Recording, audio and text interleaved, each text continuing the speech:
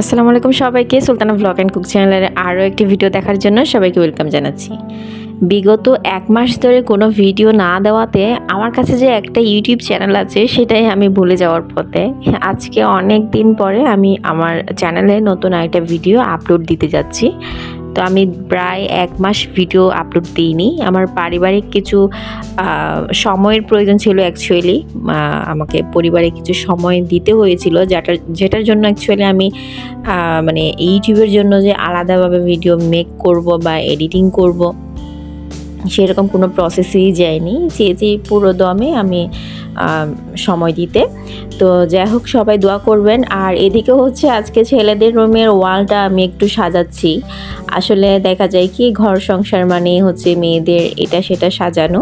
তো আমি ছেলেদের এই ওয়ালটা অ্যাকচুয়ালি এটা অফ হোয়াইট কালার ছিল, আমি একটু হোয়াইট কালার করে নিয়েছি একদমই। এটা যেহেতু আঁকি করা ছিল, বাচ্চা কাচ্চার ঘর, হোয়াইট কালার করে তারপর আমি যে নিপ্পাম যে আর্টগুলো করেছিলাম সেগুলো লাগিয়ে নিয়েছি। আর পাশে একটা ঝুলন্ত একটা আর্টিফিশিয়াল ফুল লাগিয়ে নিয়েছি। আমার বাচ্চারা চিকেন বিরিয়ানি খুব পছন্দ করে।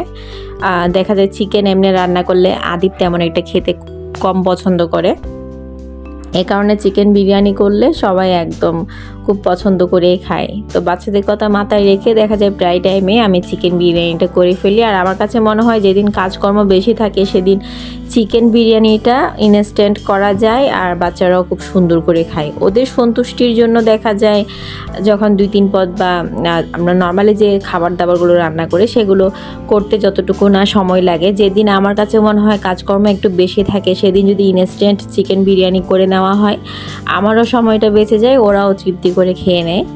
আমি এখানে রাঁধুনি বিরিয়ানি মশলাটা সবসময় ইউজ করি বিরিয়ানি রান্নার ক্ষেত্রে। আমার কাছে মনে হয় বিরিয়ানি রান্নার যেই সকল মশলাগুলো বের হয়েছে সবচেয়ে বেটার রাঁধুনি বিরিয়ানি মশলা। এটা আমার কাছে ভালো লাগে, এটার স্মেলটা বা বিরিয়ানি রান্না করার পরে যে টেস্ট যেটা আসে সেটা ভালো লাগে অন্যান্য মশলার তুলনায়। তো এক একজনের টেস্ট এক এক রকম, টেস্টের ভিন্নতা আবার এক এক রকম। তো আমার কাছে এটাই ভালো লাগে আর কি। আর এখন যেহেতু নতুন আলু পাওয়া যায় বাজারে, নতুন আলু দিয়ে আজকে মূলত রান্না করব।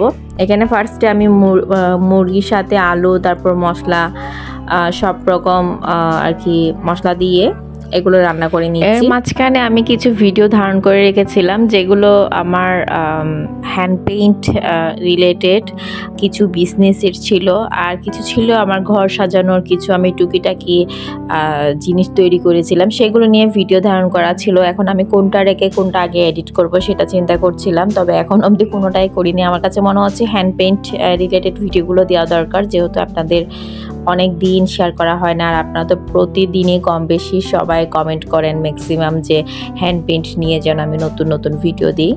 তো ইনশাল্লাহ পাবেন। আর এখন থেকে নিয়মিত হওয়ার চেষ্টা করব, যেহেতু অনেক বেশি রেগুলার হয়ে গিয়েছি। আর এদিকে হচ্ছে যাই হোক, এখানে সালাদ করার জন্য আমি কিছু কেটে রেখেছি আর কিছু কাঁচামরিচ আর টমেটো রেখেছি আমি বিরিয়ানিতে দেওয়ার জন্য। বিরিয়ানি চালটা যখন রান্না করি তখন জাস্ট ওখানে আমি মরিচ আর টমেটো দিই আর সেই সাথে রান্না করা মাংসটা দিয়ে দিই। তো অনেকে দেখা যায় কি একসাথে সব রান্না করে, মানে মাংস রান্না হয়ে যাওয়ার পরে সেখানে আবার চাল দিয়ে তারপর রান্না করে। আমার কাছে মনে হয় সেক্ষেত্রে যে চালের সাথে পানি দেওয়ার যে ব্যাপারটা সেটা অ্যাডজাস্ট করতে একটু অসুবিধা হয়ে যায়। এই কারণে আমার কাছে এটা বেশি সহজ মনে হয়। তো আমি এভাবেই সবসময় রান্না করি। আমি তেলে একটু পেঁয়াজ বেরেস্তা করে নিচ্ছি, ভেজে নেওয়ার পরে তারপর এখানে চালটা দিয়ে দিব পরিমাণ মতো পানি দিয়ে। পানির পরিমাণটা একটু কম দিব, কারণ যেহেতু মাংস যেগুলো রান্না করি যেগুলো তো অলরেডি একটু ঝোল আছে, তো সেই হিসাব করে এখানে পানিটা একটু কম দিব। আর স্বাদ অনুযায়ী লবণ দিয়ে আমি চালটা এখানে রান্না করে নেব।